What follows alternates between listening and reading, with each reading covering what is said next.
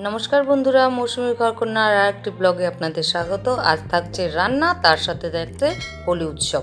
সকালে blood test করতে সুরক্ষায় গেছিলাম, সেখান থেকে 8টার সময় ব্লাড টেস্ট করিয়ে বাড়ি ফিরেছি। 11টার মধ্যে ভাত খেতে হবে, তাই এপাশে একটু বড়ি ভেজে নিয়েছি, তারপর 5 ফোড়ন আর শুকনো লঙ্কা ফোড়ন দিয়ে সমস্ত সবজিগুলো দিয়ে দিয়েছি। ঘরে যত রকম সবজি আছে সেগুলো একটু হালকা করে তেলে নিয়ে একটু হলুদ দিয়ে তারপরে সজনে ডাঁটাগুলো দিয়ে দিয়েছি। আর এপাশে ভাত বসিয়ে দিয়েছি। আবার 11টার সময় রক্ত দেবে, খালি পেটেটা দেওয়া হয়ে গেছে। আর 11টার সময় একবার যেতে হবে, আর 1:30টার সময় আলট্রাসাউন্ড যেতে হবে খেয়ে দিয়ে। এবছরের প্রথম সজনে ডাঁটা রান্না করছি। সর্ষে বাটা দিয়ে, সাদা শস্য কালো শস্য দিয়ে রান্না করলে সজনেটা খেতে আমি বেশ পছন্দ করি, ভালোই লাগে। কিন্তু আমাদের তো রেস্ট্রিকশান আছে অনেক কিছুতে, তাই তাড়াহুড়ো করে আর সর্ষে বাটা গেল না, একটু জিরে ছিটিয়ে দিলাম। দিয়ে এবার কষিয়ে নিয়ে জল দিয়ে দেবো। বেশি লবণ দিয়েছি আর কিছু অল্প কটা তেল ছিল, সাদা তেল, সেগুলো দিয়ে একটু কষিয়ে নিয়ে জল দিয়ে দিয়েছি। এবার ঢাকা দিয়ে দেবো। বড়িগুলো দিয়ে একটু ফুটিয়ে নিচ্ছি। তরকারি আমার হয়ে গেছে। আর এদিকে ডিম সেদ্ধ দিয়ে ভাত হয়ে গেছে। হয়ে গেল রান্নাটা, চিন্তাটা দূর হলো।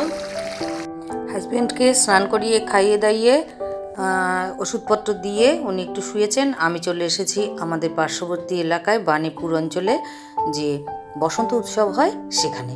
এই যে বসন্ত উৎসবে চলে এসেছি সকাল সকাল, তখন বাজে প্রায় 11:30। এবার হচ্ছে 11:30 মানে এটা দোল উৎসবের দিন, আর যেটা ব্লাড টেস্ট হলো ওটা পরের দিন। তো চলে এসেছি এখানে, এসে নাচ গান হই হুল্লোড় রং খেলা, কয়েকজন আমাকে রং মাখিয়ে দিল, তো সেগুলো তুলতে ভুলে গেছি। আর ঢোকার সময়ই আমি মানে কিছু গোলাপ কিনে নিয়ে গেছিলাম। যারা যারা আমাকে রং মাখিয়ে দিয়েছে আমি তাদের তো রং দেইনি, বদলে একটা করে গোলাপ দিয়ে দিয়েছি। তো আমাদের এই বসন্ত উৎসব বাণীপুর অঞ্চলের খুব সুন্দর, আর আস্তে আস্তে মানে জনপ্রিয়তা মানে বাড়ছে দিনের দিন। আগে তো অনেকেই জানতো না, এখন সবাই মানে আমাদের হাবড়া এলাকা, হাবড়ার বাইরের লোক পর্যন্ত এখানে চলে আসে। বিশাল এখানে আয়োজন হয়, নাচ গান, আবির খেলা, তারপরে খাওয়া দাওয়ারও ব্যবস্থা থাকে, অবশ্যই কুপন কেটে। এবার কুপনের মূল্যটা আমি ঠিক আর বলছি না। যাই হোক, আমি কিন্তু এবার আর খাচ্ছি না।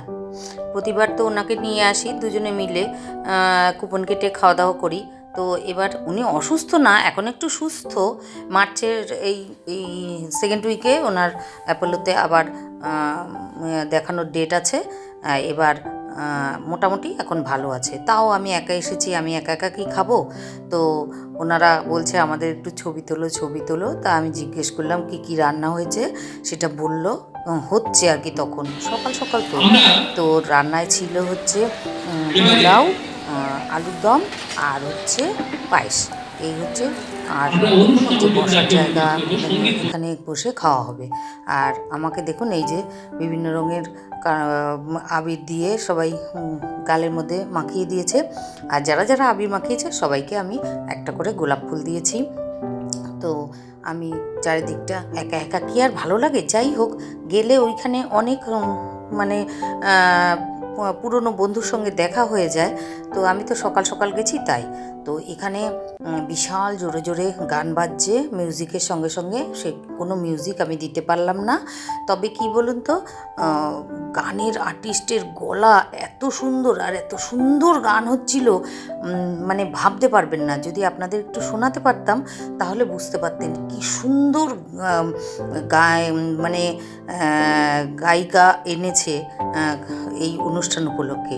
আর সেই গানের তালে তালে সবাই মিলে সামনে একটু নাচের জায়গা করেছে, সেখানে নাচছে।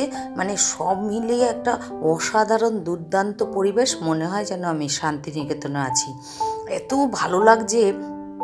গান যদি শোনাতে পারতাম, একটুও গান দিতে পারলাম না, তাই আপনারা বুঝতে পারলেন না কি গান হচ্ছে। ওই ফাগুনের হাওয়ায় আছে, তারপরে আরও কিছু কিছু বেশ হিট করা বাংলা গান, রবীন্দ্রসঙ্গীত এগুলো হচ্ছে, তার সঙ্গে সঙ্গে যে তালে তালে সবাই মিলে নাচছে। আর আপনাদেরও আমি একটু ঘুরিয়ে ঘুরিয়ে চারিদিকটা একটু দেখাচ্ছি।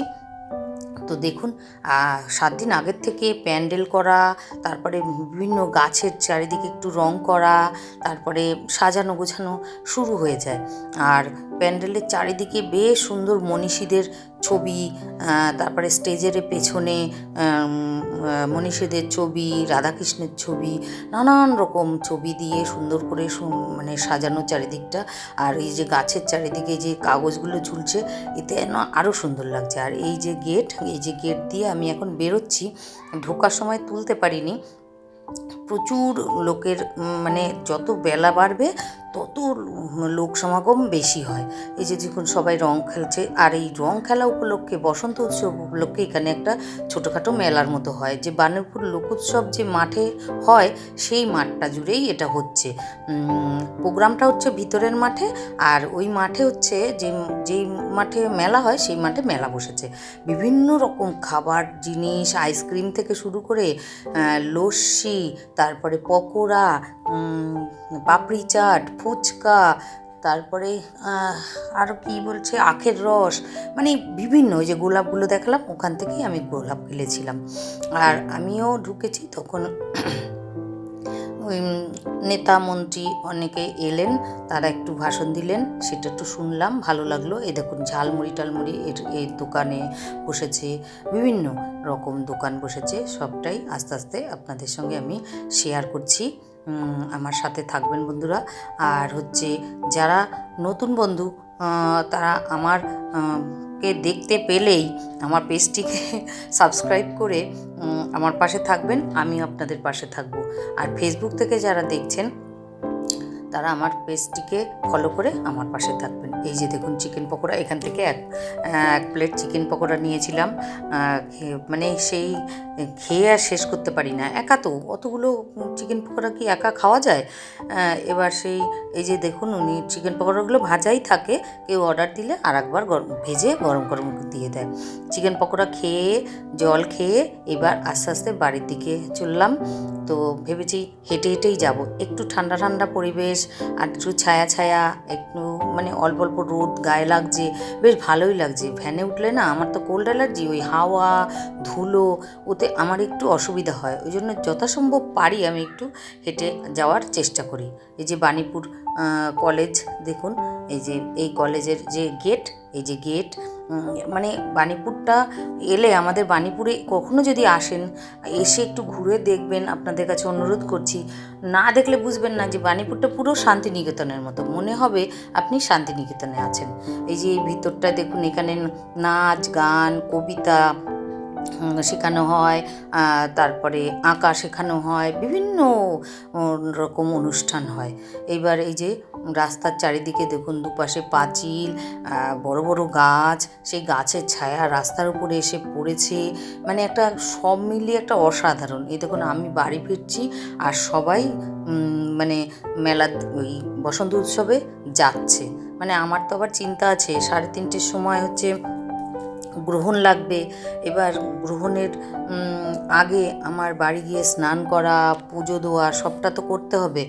এবার তার জন্য আমি একটু আগে আগেই চলে যাচ্ছি। এখানে দেখুন, এখানে এই যে পড়ানো হয়, পড়ানোর জায়গা। আর এই একটা এই ফুল গাছটা দেখুন কি সুন্দর লাগছে দেখতে, এই কাগজি ফুল, এই সবাই বাথরুম করতো, তার জন্য এখানে বিশাল বড় গাছ, এই গাছটা মরে যাওয়াতে কেটে এইটুকু রেখে এখানে সুন্দর ছবি এঁকে দিয়েছে। আর হচ্ছে আগে আরও সুন্দর ছবি ছিল, একটা সুন্দর লেখা ছিল, তারপর থেকে এখানে বাথরুম করা বন্ধ হয়ে গেছে। দুপুরে খাওয়া দাওয়া তো দেখিয়েছি। আর হচ্ছে রাতে মানে পরের দিন তো সুগার টেস্ট হবে, তার জন্য সবজি দিয়ে, গোবিন্দভোগ চাল দিয়ে ফেনা ভাত বসিয়ে দিয়েছি। ফেনা ভাত সবজি দিয়ে আর ডবল ডিমের অমলেট গোলমরিচের গুঁড়ো দিয়ে। রাতের খাবার বেড়ে নিয়েছি, ফেনা ভাত গরম গরম ছড়িয়ে দিয়েছি, তো আমার ভিডিওটি যদি ভালো লেগে থাকে তাহলে একটি লাইক কমেন্ট করে আমার পাশে থাকবেন বন্ধুরা। আমিও আপনাদের পাশে থাকবো। আজকের মতো টাটা, আবার নতুন একটি ভিডিও নিয়ে দেখা হবে।